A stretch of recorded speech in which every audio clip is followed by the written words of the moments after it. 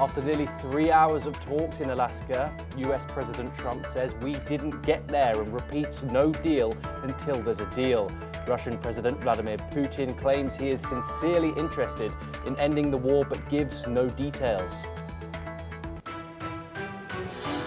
In a Fox News interview after the summit, Trump tells Ukrainian President Zelensky to take responsibility for striking an agreement. He says any future talks must include European involvement.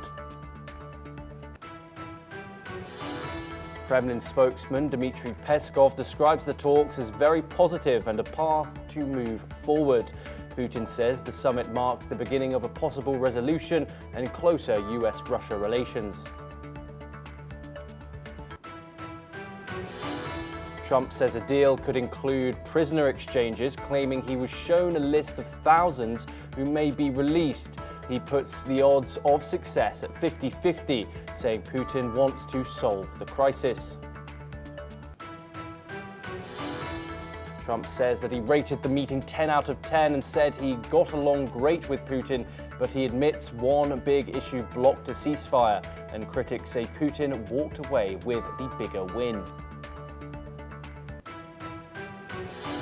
The summit ended without questions from the press, but with Trump promising to see Putin again soon. He replied in English next time in Moscow, drawing attention to future talks. Now in the United States, the district is taking the federal government to court after Attorney General Pam Bondi ordered the DEA chief to run DC's police force under President Trump's emergency crackdown. City officials call the move unlawful and authoritarian, while a judge will hear the case later today. In the Middle East, sources say Israel and South Sudan are holding talks on resettling Palestinians from war-torn Gaza to the African nation, though no deal has been reached. Palestinian leaders have dismissed the plan as unacceptable. Now, our top story of the day, a highly anticipated summit between US President Donald Trump and Russian President Vladimir Putin in Alaska has ended without any agreement to resolve or even pause Russia's war in Ukraine. The nearly 3-hour talks have been described as productive by both leaders. President Donald Trump has said the two sides had made some headway, but added that there's no deal so far. Meanwhile, Putin has said that he is sincerely interested in putting an end to the conflict, but did not give further details. Following the summit, Trump told Fox News he would hold off on imposing tariffs on China over Russian oil purchases, but confirmed India will face a new 25% tariff on imports into the United States. Let's take a listen in to what the leaders have said at the conference. Thank you very much, Mr. President. That was very profound, and I will say that I believe we had a very productive meeting. There were many, many points that we agreed on, most of them, I would say, a couple of big ones that we haven't quite gotten there, but we've made some headway. Очевидно, что рано или поздно нужно было выправлять ситуацию, переходить от конфронтации к диалогу. И в этом плане личная встреча глав двух государств реально назрела, конечно, с условием серьезной и кропотливой подготовки. И такая работа в целом была проделана. У нас с президентом Трампом установились очень хорошие. Хочется надеяться, что достигнутое нами понимание позволит приблизиться к той цели и откроет дорогу к миру на Украине. Мы рассчитываем, что в Киеве и европейских столицах воспримут все это в конструктивном ключе и не станут чинить никаких препятствий.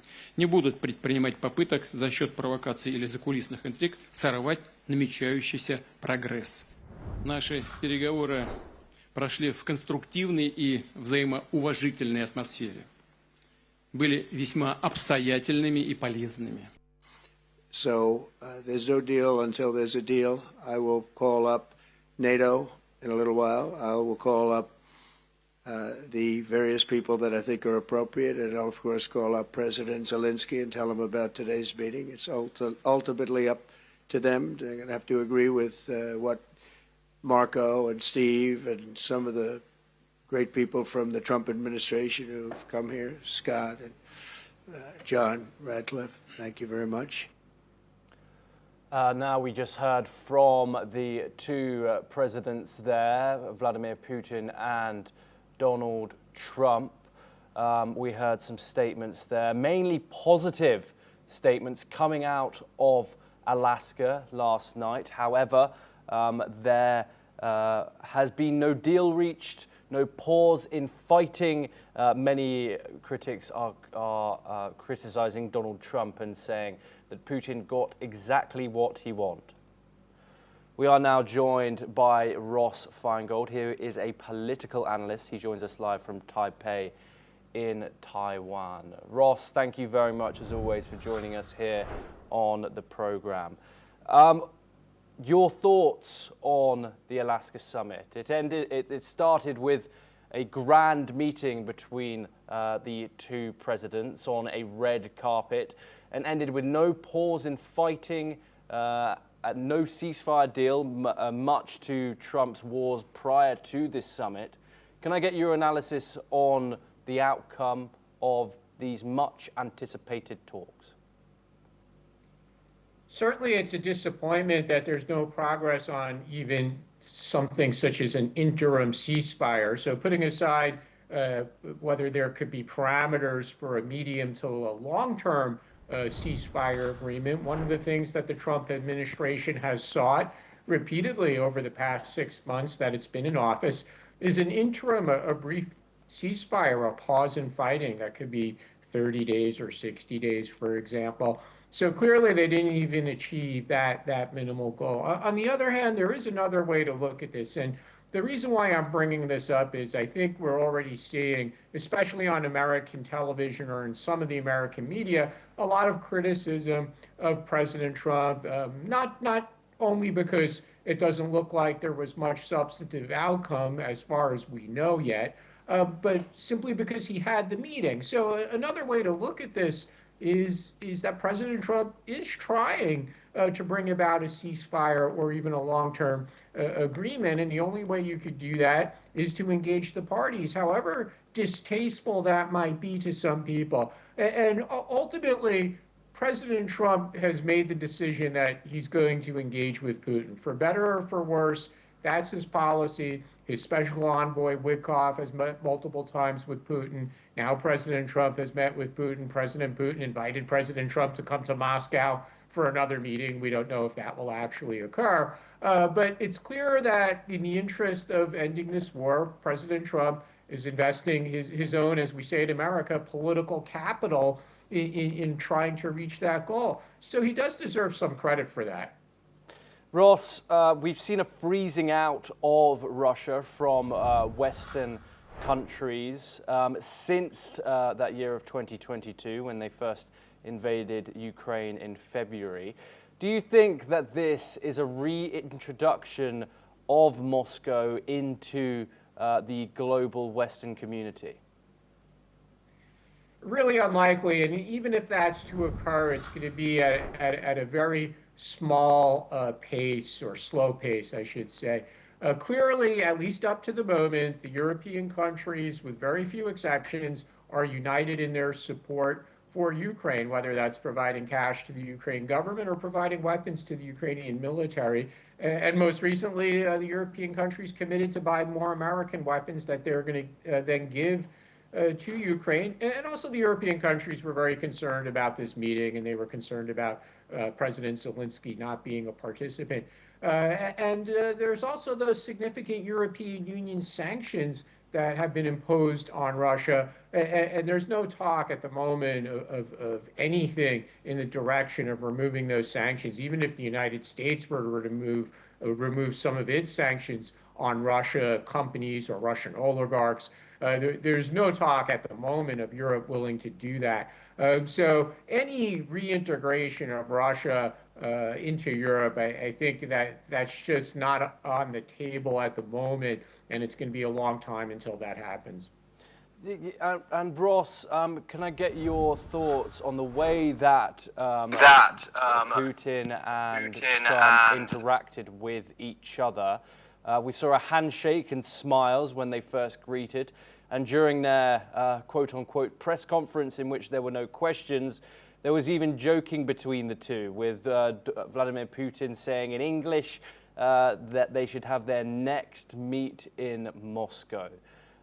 Your thoughts on the interaction between both of the leaders, especially in contrast to that of that infamous Zelensky meeting that we have seen previously back in February of this year? Of course, critics and cynics are going to say that President Trump was too friendly to a dictator or too friendly to someone who invaded his neighbor. So I would expect that there's going to be that kind of criticism of President Trump. On the other hand, yes, you cited the example of the Zelensky meeting, which got out of hand.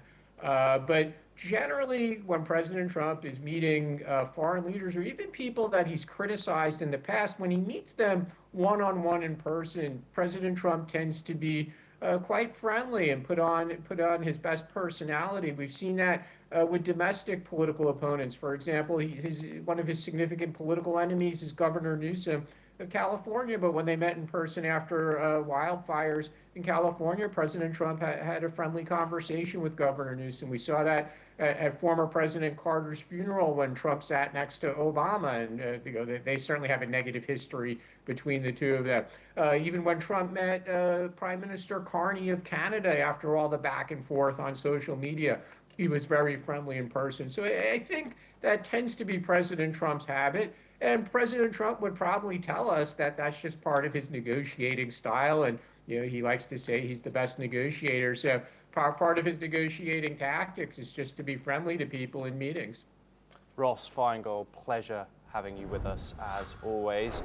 We're now joined by two further guests. Scott Faulkner, who's the head of Eagle Enterprises, a security firm located in Washington, D.C. And we're also joined by John Rossomando, who's the president of Viking Research Associates and a geopolitical analyst. He joins us live from Washington as well. Thank you very much, both of you, for joining us here on the program. Your insight on this conference, your analysis of it all. Donald Trump went into this meeting in Alaska with firm words for the Russian president, saying that he will not be messed about. However, Vladimir Putin gets to continue his war with no ceasefire announced, not even a pause. Critics are saying this is a win for Vladimir Putin with his reintroduction to the Western stage with a direct meeting with the United States president. Scott, your thoughts on the outcome of this high-profile summit? Well, definitely it's a win for Vladimir Putin. I mean, he is now back on the world stage. This is the first time he's been in America outside of the United Nations in over 2 decades.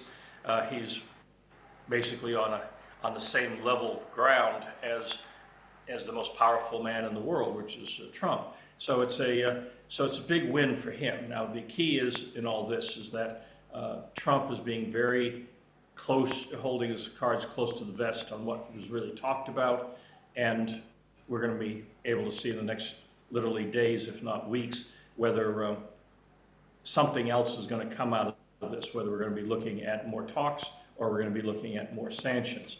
I think everyone's trying to look at body language, facial expressions, what Trump said, reading between the lines, and he had a very friendly interview with Fox News right after the summit, and hinted that there was some land swaps discussed, but he was very close-lipped on everything else. So I think that right now it's all speculation, but something will play out in the next couple of weeks that either says this was a successful meeting for the West, not just for Putin. We'll see. Yes, thank you, Scott. Stay with us. John, your thoughts on the meeting between the Russian and the US president, and also how are people in the United States reacting to Donald Trump hosting Vladimir Putin in the United States and coming to no agreement on a war that he said he would end in 24 hours before he became president? Well, honestly, I didn't have much, hope for anything coming out of this. This looks like it's kind of maybe like the 1986 Reagan Gorbachev summit in Reykjavik that the media said nothing came out of, but there's a long road to hoe in order to maybe have some kind of agreement. I think that Putin definitely is back on the global stage in terms of the West because of President Trump's openness to him. However, I also think that the way that we deal with these things should be through personal diplomacy. I mean, we had the meetings with Gorbachev while Russia, or the Soviet Union at the time, was in the 6th or 7th year of its invasion of Afghanistan. And I think that this is just the beginning. Yes. Scott, I wanted to come back to you.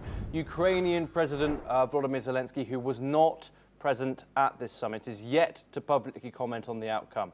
There were many worries by Ukraine and her allies that there was a fear that Donald Trump and Vladimir Putin would agree to territorial concessions without Ukraine at the table. This, of course, hasn't happened.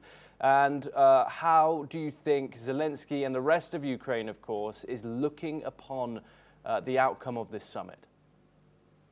Well, I think that's, again, to be played out. I'm sure that even while Trump is flying back to Washington, D.C., he's probably on the phone with Zelensky or some other people relating to Ukraine, probably with European leaders, to say, this is what we talked about, this is what's still on the table, this is what might move us forward or not move us forward. So I think that there's probably a lot of secure conversations going on right now, even, I said, while Trump is flying back home, to lay out the groundwork for what really happened in that 3-hour session. And so we probably won't know a lot of this until, again, several more days, if not weeks, to play out. Yes, and John, back to you. What are your thoughts with the body language, with the language coming out of this meeting? Mainly positive. Also a rapport that we knew that was there previously between the two presidents, and now a seeming closeness, some jokes exchanged between the two. Your thoughts on the actions between the both figureheads of these two incredibly powerful countries?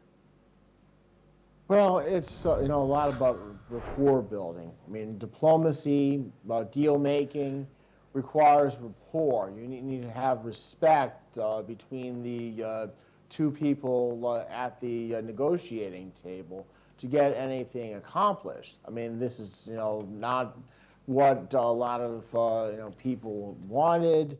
I mean, most people would like for Russia just to leave Ukraine, but that's not going to happen. Putin's pretty much made that decision. So I think that the hard work needs to be done between Mr. Witkoff, Mr. Lavrov, and the Ukrainian government. Yes, thank you very much, John. Scott and John, do stay with us. Before we move on, let's now cut across to that press conference held by the Russian president and the United States President Donald Trump in Alaska. Let's go and take a glance.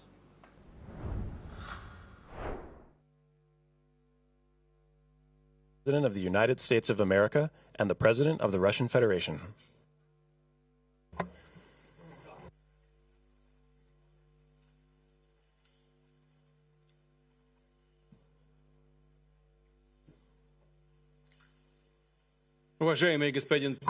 Mr. President, ladies and gentlemen, our negotiations have been held in a constructive atmosphere of mutual respect.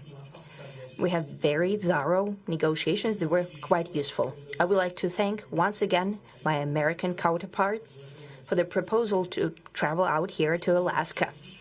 It only makes sense that we've met here because our countries, though separated by the oceans, are close neighbors. So when we've met, when I came out of the plane, and I've said, "Good afternoon, dear neighbor. Very good to see you. In good health, and to see you alive." I think that is very neighborly. And I think that's some kind words that we can say to each other. We're separated by the Strait of Bering, though there are 2 islands only between the Russian island and the U.S. island. They're only 4 kilometers apart. We're close neighbors, and it's a fact. It's also important that Alaska has to do with our common heritage, common history between Russia and the U.S., and many positive events have to do with that territory. Still, there is tremendous cultural heritage back from the Russian America. For example, Orthodox churches and a lot of more than 700 geographical names of Russian origin. During the Second World War, it was here in Alaska that was the origin of the legendary air bridge for the supply of military aircraft and other equipment under the Lend-Lease program. It was a dangerous and treacherous route over the vast emptiness of ice. However, the pilots of both countries did everything to bring closer the victory. They risked their lives and they gave it all for the common victory. I was just in the city of Magadan in Russia, and there is a memorial there dedicated to the Russian and the U.S. pilots. And there are 2 flags, the U.S. flag and the Russian flag. And I know that here as well there is such a memorial. There is a military burial place several kilometers away from here. The Soviet pilots that buried there who died during that dangerous mission. We're thankful to the citizens and the government of the U.S. for carefully taking care of their memory. I think that's very worthy and noble. We'll always remember other historical examples when our countries defeated common enemies together in the spirit of battle camaraderie and allyship that supported each other and facilitated each other. I'm sure that this heritage will help us rebuild and foster mutually beneficial and equal ties at this new stage, even during the hardest conditions. It is known that there have been no summits between Russia and the U.S. for 4 years, and that's a long time. This time was very hard for bilateral relations, and let's be frank, they've fallen to the lowest point since the Cold War. I think that's not benefiting our countries and the world as a whole. It is apparent that sooner or later we had to amend the situation to move on from the confrontation to dialogue. And in this case, a personal meeting between the heads of state has been long overdue. Naturally, under the condition of serious and painstaking work, and this work has been done in general. Me and President Trump have very good direct contact. We've spoken multiple times. We spoke frankly on the phone. And Special Envoy of the President, Mr. Witkoff, traveled out to Russia several times. Our advisors and heads of foreign ministries kept in touch all the time. And you know fully well that one of the central issues was the situation around Ukraine. We see the strive of the administration and President Trump personally to help facilitate the resolution of the Ukrainian conflict. And his strive to get to the crux of the matter, to understand this history, is precious. As I've said, the situation in Ukraine has to do with fundamental threats to our security. Moreover, we've always considered the Ukrainian nation, and I've said it multiple times, a brotherly nation, however strange it may sound in these conditions. We have the same roots, and everything that's happening is a tragedy for us and terrible wound. Therefore, the country is sincerely interested in putting an end to it.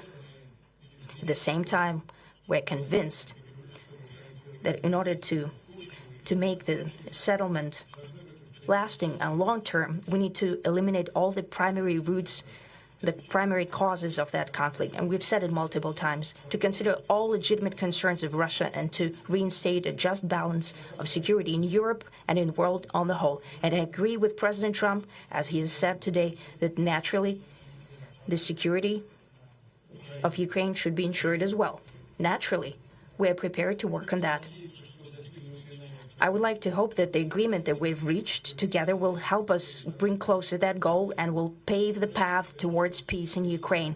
We expect that Kiev and European capitals will perceive that constructively and that they won't throw a wrench in the works. They will not make any attempts to use some backroom dealings to conduct provocations to torpedo the nascent progress. Incidentally, when the new administration came to power, bilateral trade started to grow. It's still very symbolic. Still, we have a growth of 20%. As I've said, we have a lot of dimensions for joint work. It is clear that the U.S. and Russian investment and business cooperation has tremendous potential. Russia and the U.S. can offer each other so much in trade, digital, high-tech, and in space exploration. We see that Arctic cooperation is also very possible, and our international context, for example, between the Far East of Russia and the West Coast of the U.S. Overall, it's very important for our countries to turn the page, to go back to cooperation. It is symbolic that not far away from here, at the border between Russia and the U.S., there was a so-called international date line. I think you can step over, literally, from yesterday into tomorrow. And I hope we'll succeed in that, in political sphere. I would like to thank President Trump for our joint work, for the well-wishing and trustworthy tone of our conversation. It's important that both sides are result-oriented, and we see that the President of the U.S. has a very clear idea of what he would like to achieve. There we have it, a press conference, but with no questions. We are once again joined by Scott Faulkner and John Rosso-Mando to discuss what we've just heard in a bit more detail. Scott, first of all, I want to come to you. There's a talk there of a real warm in US-Russia relations. We've obviously seen a divided opinion when it comes to Donald Trump's approach to the Russians and Vladimir Putin. How do you think the Americans are going to receive a possible warming of relations towards Moscow? And it goes with saying that opposition has come from not just from the Democrats, but also from within the Republican Party as well. Your thoughts on the newly warm rhetoric between the two presidents? Well, we all know that rhetoric and reality are two different things. What Vladimir Putin said was very warm, very conciliatory, very friendship and cooperative sounding, and that's great. I mean, he's playing to a world audience, and he's trying to come off like the good guy, and he kind of alludes that only the European leaders and the Ukrainian leaders could basically disrupt this new warm relationships. And so he's trying to lay down the marker that whatever he and Trump talked about behind the scenes, that no one should really mess with it. And so there was a little bit of showing of teeth there at the end, even though everything else was wrapped up in some warm fuzzies, so to speak. But again, it's all about reality. Within hours of the summit, more attacks were made in the Donbass region against Ukrainian civilians.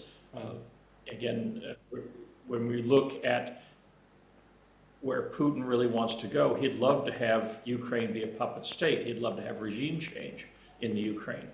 He's also made moves over the last couple of years to try to bring intimidation against the Baltic states, Estonia, Latvia, Lithuania. When he wakes up in the morning, he looks at the old Soviet Union map, and he'd like to have that be his map. I mean, again, until he gives up his broader goal of reestablishing the Soviet Union, we're going to have problems, no matter how warm the relationships might be personally and how warm, fuzzy the rhetoric is. Yes, Scott. John, Trump has been pushing for a ceasefire. However, Putin didn't give it to him. What are your thoughts on the way that those two were exchanging communication just then? Lack of criticism and questions from the press as well. Of course, they would be eager to ask questions. That privilege wasn't granted by the two presidents. Your thoughts on the warm interactions between Donald Trump and President Putin. It seems that those Truth Social posts in all capitals that we've been seeing so frequently damning the Russian president by Donald Trump have not come to fruition, and he has not pushed them upon in person. John, your thoughts on what we've just heard from Vladimir Putin and Donald Trump there? Well, it's just like classic negotiating tactics. I mean, President Trump always likes to, use intimidation, sound bigger than the person he's dealing with across the table in his, social media rhetoric. But when it comes down to it, it's about building rapport, building trust, and hopefully getting Vladimir Putin to see some kind of reason to end this war. So far, it's just the beginning. I'm hopeful that maybe a year from now we'll be looking at something different. But I see that it's just a lot of rapport building. Yes, Scott, I wanted to come back to you. We saw quite a friendly Fox News interview with Donald Trump directly after the press conference held with Putin. He says that one big thing blocked the deal from getting done. Of course, we can't speculate here. However, do you think that Donald Trump was possibly sticking up for Ukraine? He also, then on the interview, went to go and blame former President Joe Biden for not preventing Russia's invasion. Your thoughts on these statements? Well, I think that pretty much everybody recognizes that under Biden, the bungled retreat from Afghanistan emboldened Putin to test the limits of what America was going to do. So the weakness and incompetence of the Biden era, and especially in the wake of the Afghanistan debacle, emboldened Putin. I think there's very few people out there who I think would take issue with that. So when people say that had Trump been in office, number one, the retreat from Afghanistan would have been handled very differently. But the other part is that everyone says that if Trump had had his second term, Putin probably would not have messed with Ukraine. I mean, when you look at the history, Crimea was taken under Obama, and then Ukraine was invaded under Biden. But during the 4 years of the first Trump presidency, not much really happened in that region. I think that people saw that America was willing to stand up against aggression. And so I think that that's a very realistic and historically accurate rendering of what really has been playing out there. John, let's stay on this press conference. A lack of questions was very prominent. Senior officials were along in the room while the two presidents were making those statements, including Russian Foreign Minister Sergei Lavrov and Senator of State Marco Rubio. Your thoughts on the possible lack of transparency from both administrations? We have to, of course, mention that Donald Trump did give that interview following that press conference. However, in the moment and present with both leaders, there were no questions taken from any press. Your thoughts on that? Well, I think that this is some very sensitive negotiations, and there doesn't need to be transparency with the press about what's being said, because when you're dealing with the Russians, you need to have trust. You need to have them be able to realize that you're real, you have something that you can put on the table. So I think that this is just the beginning, it's not the end, and that people need to look back to past summits with past American and Russian leaders. John, what do you think Trump got from this summit? He's phrased it very positively, but what did What positives came out of this summit, would you say? Well, I think that what came out of it is, building up the personal connection between Vladimir Putin and Donald Trump, because you need trust. Vladimir Putin had no respect for Joe Biden. That's part of why he went and invaded Ukraine. I mean, Joe Biden told Vladimir Putin that the U.S. might not do anything. It's a small incursion into Ukraine, and he looked weak. I mean, people talk about the comparisons with the Munich summit. Well, some of the interactions you had between Putin and Biden in maybe November, December of 2021 or 20 were some of the things that led to this war.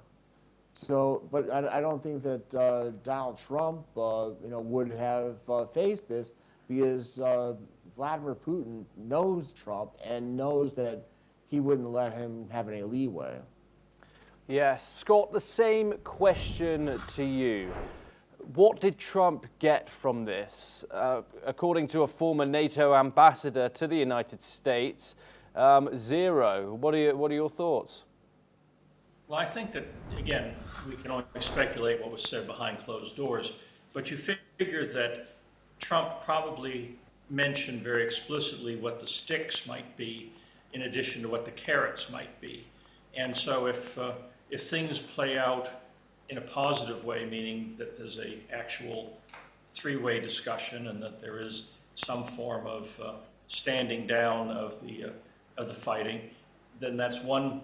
Again, that's where the carrots come in. But if Putin continues to launch attacks against civilians, if basically it just looks like Putin's trying to play for time as he tries to reposition his forces and bring in additional resources, then Trump has already put, maybe behind the scenes, put on the table, if you continue to do X and Y, we're going to do, A, B, C, D, and Z. And so I think that that's probably, he wanted to say that face to face to Putin, and if that's the case, then it was a useful thing. One of the other parts when we talk about the show of strength, the flyover of the B-2 and the 4 fighter planes, just as they're shaking hands on the runway, I think was a nice piece of symbolism that again shows to Putin and the world that America's back. Yes, indeed. But yet, fighting still continues in the region with no major announcement following this press conference. John, I want to get your thoughts on how European allies of Kiev will be reacting. And we've said previously that there was much fear that a possible meeting could lead to Ukraine conceding land. What do you think of, what are your thoughts on how Ukraine and their European allies might be feeling following this summit? Well, I think that the Europeans and the Ukrainians probably are feeling very uneasy, seeing the United States and the Russians coming together. We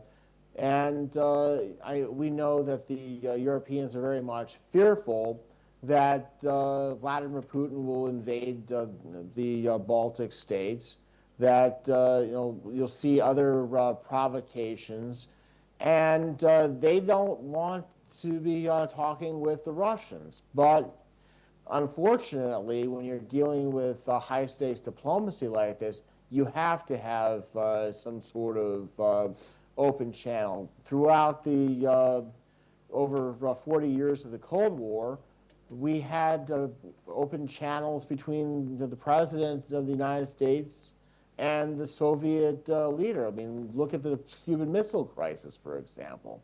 So I think that the end game is not what they're going to look for. The Russians aren't leaving Ukraine. They're not pulling their troops out because the Europeans and the Ukrainians don't have the ability to throw them out militarily. So they have to make a peace deal.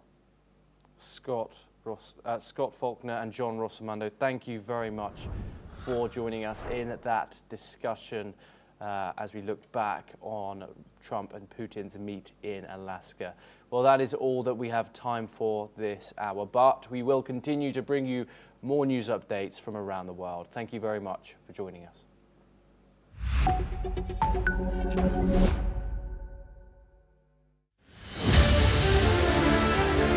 ITV network के founder और संसद में मेरे साथी Kartikeya Sharma ji, network की पूरी team, देश विदेश से आए सभी अतिथि, देवी और सज्जनों, न्यूज एक्स वर्ल्ड इसकी शुभ शुरुआत और इसके लिए मैं आप सबको बहुत बहुत बधाई देता हूं, बहुत बहुत शुभकामनाएं देता हूं। मीडिया के इस तरह के इवेंट्स होते रहते हैं, लेकिन आपके नेटवर्क ने इसे एक नया डायमेंशन दिया है। आपका ये समिट आने वाली कल को समर्पित है। जितने भी मैं इवेंट्स में गया हूं, एक छोटे से कमरे में होते हैं और अपने अपने लोग होते हैं। यहाँ इतने विशाल समारोह को देखना, और वो भी एक मीडिया हाउस के समारोह को, और जीवन के सभी क्षेत्रों को स्पर्श किए हुए लोग यहाँ होना, ये अपने आप में बहुत बड़ी बात है। इस टेम्पलेट को आने वाले दिनों में दूसरे मीडिया हाउस भी अपने तरीके से और इनोवेटिव बना करके कम से कम उस छोटे कमरे से बाहर निकले। मुझे विश्वास है कि आपका नया चैनल भारत की रियल स्टोरीज दुनिया तक पहुंचाएगा। ITV नेटवर्क की पूरी टीम को मैं फिर एक बार ढेर सारी शुभकामनाएं देता हूं।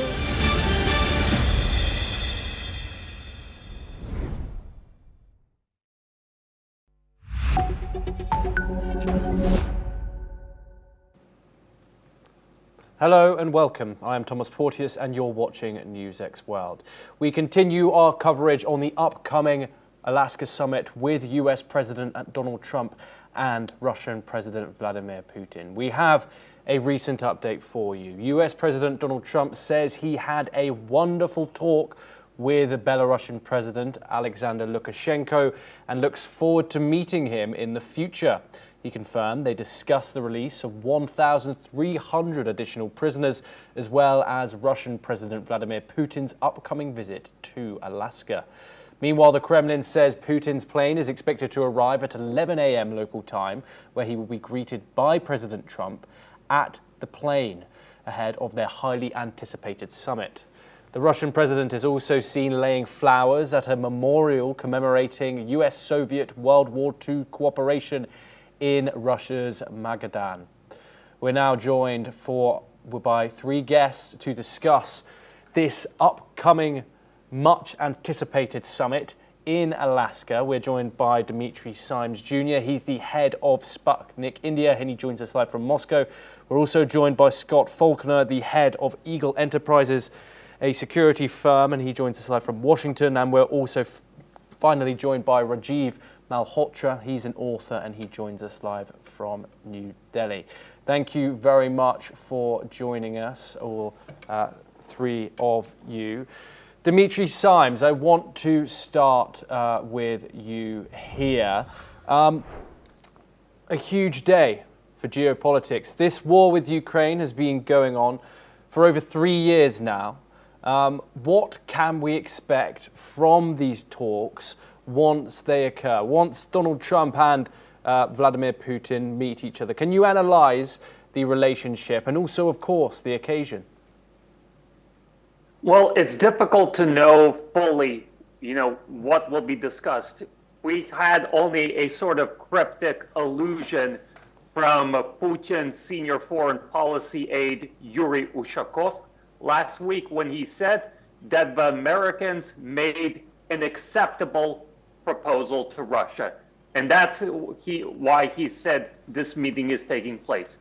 So far, we haven't had any leaks on what that acceptable proposal might be. But it's quite clear that if we're talking about vacation, right? What we see from the American side is that there is a recognition that Ukraine no longer has a feasible path to victory at an acceptable cost for the United States. And so if I had to describe Russia's mood going into these talks, the one word I would use is confident. We're confident because the dynamics on the battlefield are in our favor. We're confident because our economy has been able to withstand unprecedented Western sanctions over the span of 3 years. And we're confident because we see that we are genuinely moving into an era of a multipolar world where it's no longer the United States as the global hegemon, but there's also countries like China, like India, and that these countries want to continue dealing with Russia regardless of what the United States or the European Union want.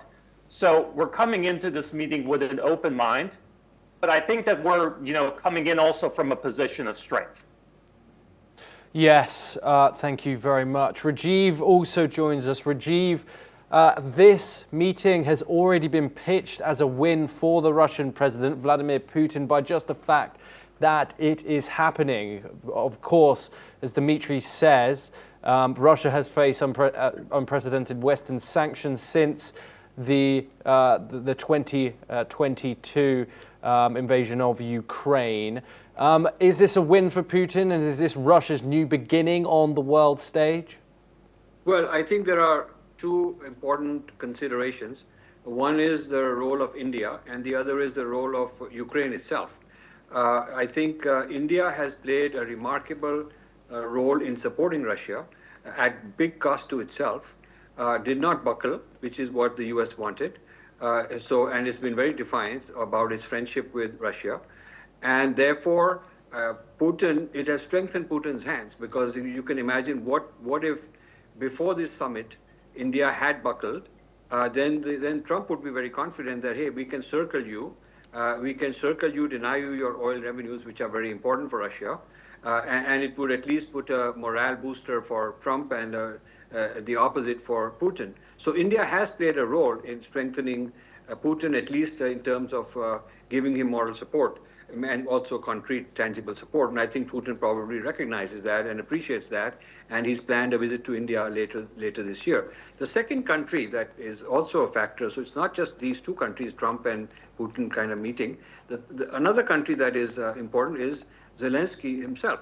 Now, he has said that he does not want to concede a single inch of their territory, which means that Trump has a very difficult job bridging the gap between what Putin demands, which is he wants to take that eastern part of Ukraine that they have captured, and Zelensky says, to hell with it, I will not give you a single inch.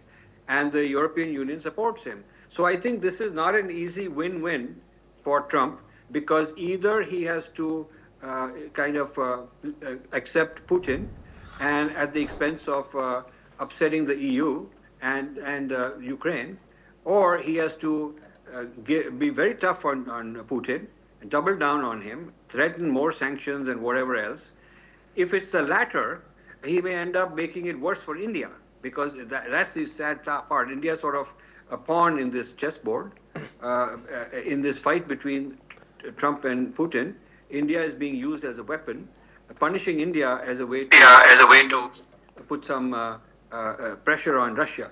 So that's how I look at this situation. There are two chess players, but there are at least two other countries not participating who are going to be affected. Yes, thank you very much, Rajiv. Scott Faulkner also joins us for the discussion. Scott, Donald Trump had spoke to reporters on Air Force One as he was departing for Alaska.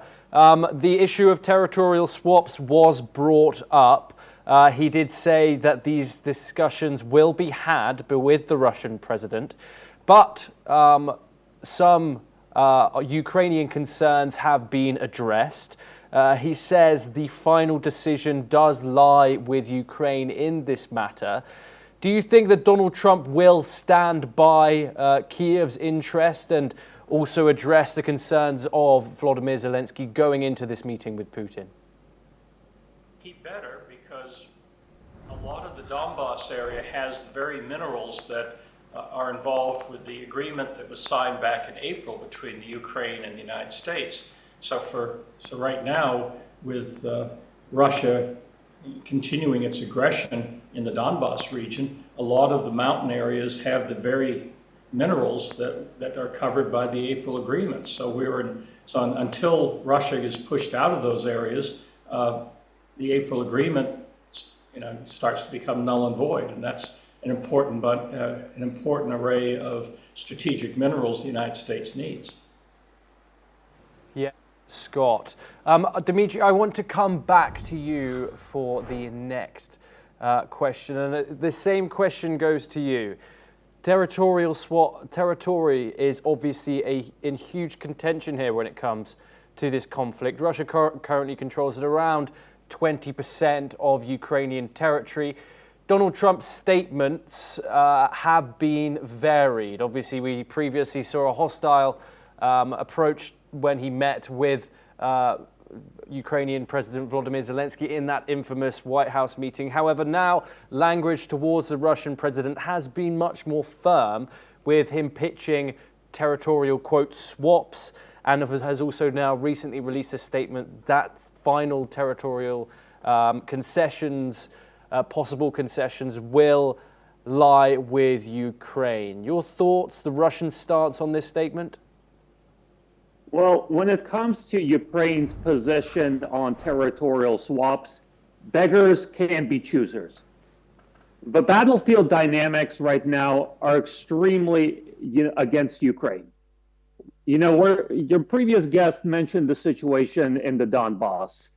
And over the past week, in just the past week, we've seen Ukrainian defenses around one of its last remaining strongholds in the Donbass, Pokrovsk, seriously fraying.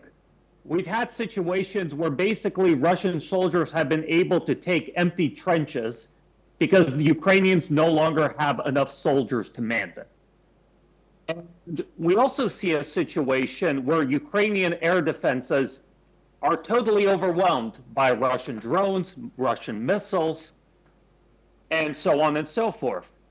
And so this sort of idea that the Ukrainians can, issue ultimatums on territory, it's just totally disconnected from reality. Russia's position is that all of the 4 territories which voted to join Russia back in September 2022, that is Donetsk, Lugansk, Zaporozhye, Kherson, and of course Crimea, which voted to join Russia in 2014, that Ukraine must fully withdraw its remaining forces from these territories. Otherwise, Russian forces will push them out.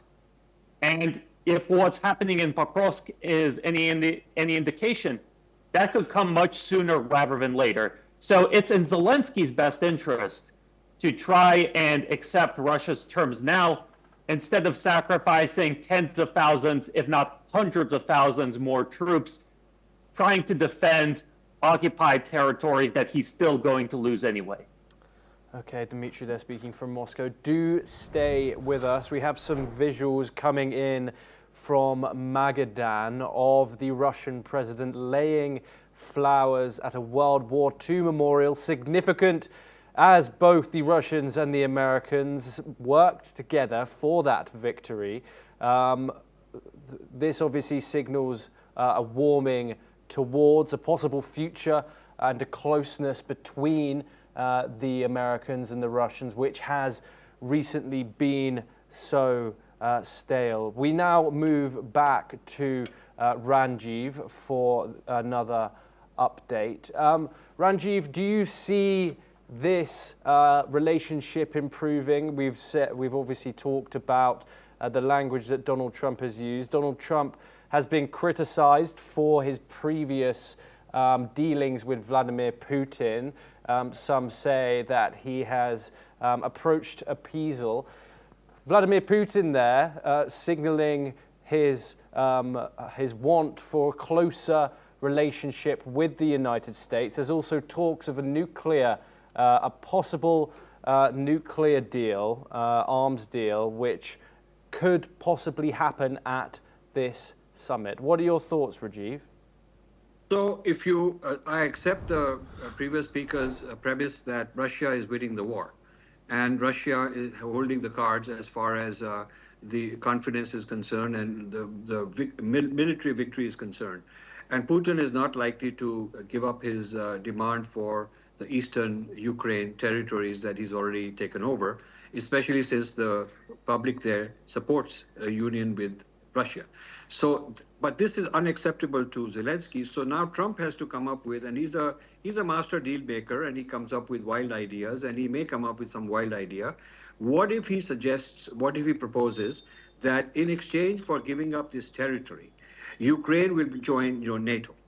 And therefore Ukraine will be secure. Whatever 80% it's left with will be secure. So it gives up the 20%. Russia is happy, but Russia cannot invade another inch because Ukraine will become part of NATO, or at least that option will be there for the future. Now, till now, Russia has not accepted the idea of Ukraine joining NATO. But the argument Trump could give is that if you got the territory you want, then how does it matter to you who is or isn't in NATO? It's really none of your business.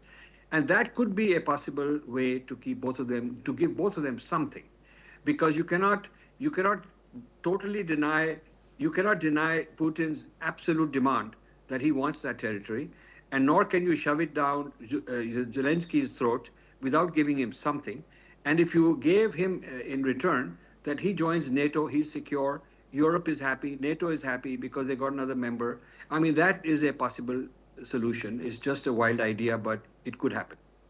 Rajiv there, illustrating how complicated this conflict really is. Scott, I wanted to come to you next. Scott Faulkner, Zelensky has said that we are counting on America. Donald Trump, we know he's susceptible to flattery. Vladimir Putin, as we've seen, is very, very good at that. Do you see Donald Trump being a truly impartial mediator in this conflict, with both countries' interests at the forefront? Well, I don't think this meeting should have occurred at all. I think that a lot of us who know our history remember September 1938 in Munich,